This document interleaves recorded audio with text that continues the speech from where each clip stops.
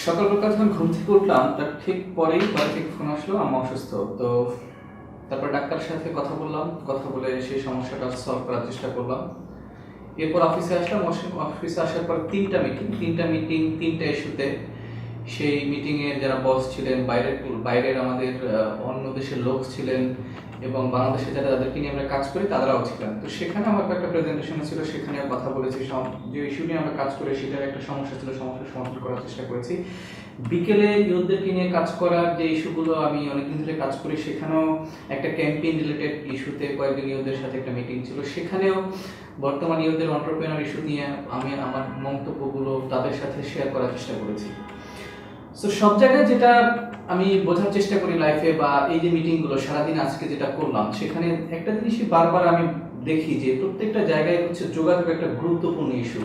কেন গুরুত্বপূর্ণ ইস্যু? কারণ আমি সব জায়গায় কিন্তু আমি আমার যে চিন্তাটা, আমি আমার যে যে জিনিসটা আমি চাই, সেটা আমি আমার ভাষা, আমি আমার প্রেজেন্টেশনস, আমি আমার লেখা, আমি আমার body language, verbal non verbal যে ইস্যুগুলো রয়েছে, সেগুলোর মাধ্যমে আমি আমার চিন্তাটাকে একটা পজিটিভ আউটপুট পেতে চাই। ঠিক জীবনের প্রত্যেকটা ক্ষেত্রে, মানুষের প্রত্যেকটা কেরিয়ারের ক্ষেত্রে কিন্তু এই দুটি সঠিক। আপনি ধরেন একটা ডাক্তারের কথাই ধরেন, সে ডাক্তার কিন্তু তাকে রোগী কি চায়, তার রোগটা আসলে কি, সেটা যদি সঠিকভাবে সে কথা বলে বুঝে বের করে আনতে পারে, কিন্তু রোগটা সঠিকভাবে নির্ণয় করতে পারে।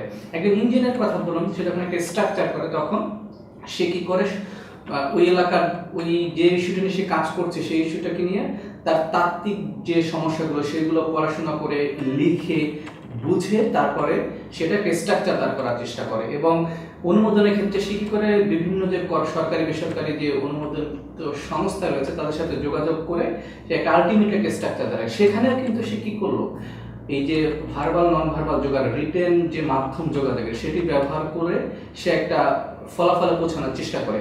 একটা সেলসম্যানের কথা আপনি ধরেন, সেলসম্যান সে কি করে, সে যে প্রোডাক্টটি যে বিক্রি করে, সেই প্রোডাক্টটি সে চায় যে প্রোডাক্টটি যাতে মানুষ কেনে, এবং সে যখন একটা মানুষের কাছে যায় সে তখন কিন্তু মুখে বলে, এবং সেই বলার উপরে কিন্তু নির্ভর করে সে প্রোডাক্টটি বিক্রি করতে পারবে কি পারবে না।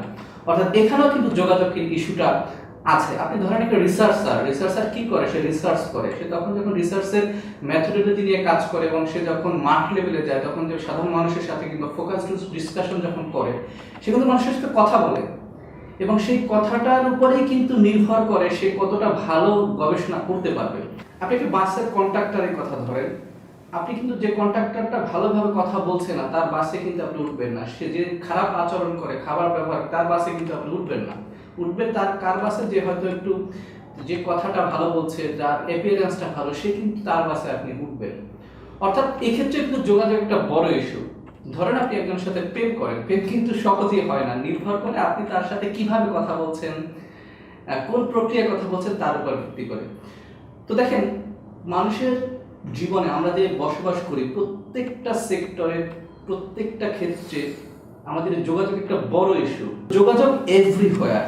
সো আমরা যদি এই জিনিসটা শুধু মাথায় রেখে যখন আমি একটা কাজ করি কিংবা কোনো একটা সেক্টরে কোনো একটা বিষয় নিয়ে আলোচনা করি, আমার মাথায় যদি থাকে যে আমি যেভাবেই হোক আমি যেটা চাই সেটা আমি রূপান্তরিত করব, বা সেটা আমি পাবো, কিংবা সেটা আমি ইমপ্লিমেন্ট করব, তখনই কিন্তু আপনার মনের মধ্যে আপনি স্ট্র্যাটেজি ঠিক করবে যে আমি কোন কথাটা বললে আমি আমার ফলাফলটা পাবো, কোন প্রক্রিয়ায় যদি আমি যাই তাহলে আমার ফলাফলটা আমি পাবো, আমার বডি ল্যাঙ্গুয়েজটা কি হলে আমার অপোনেন্টটা আমাকে ভালোভাবে মূল্যায়ন করবে, আমার শার্টের রংটা কি হলে সে আমাকে পজিটিভভাবে নিবে, আমি কোন পারফিউমটা ইউজ করলে আমার অপোনেন্ট ব্যক্তিটা আমাকে পজিটিভভাবে নেবে। তো যে কথাগুলো, যে কম্পোনেন্টের কথাগুলো সেগুলো আমি এসে বললাম, প্রত্যেকটাই কিন্তু যোগাযোগের একটা উপাদান। সো যেহেতু লাইফের প্রত্যেকটা জায়গায় আমি যোগাযোগ নিয়ে কাজ করি, সেক্ষেত্রে আমার মাথায় যদি থাকে যোগাযোগের ইস্যুটা এবং যে কম্পোনেন্টগুলো যোগাযোগের জন্য ফলপ্রসূ হওয়ার জন্য খুবই গুরুত্বপূর্ণ, সেটা যদি মাথায় নিয়ে থাকি, তাহলে কিন্তু আমার কাজটা সফল হতে বাধ্য।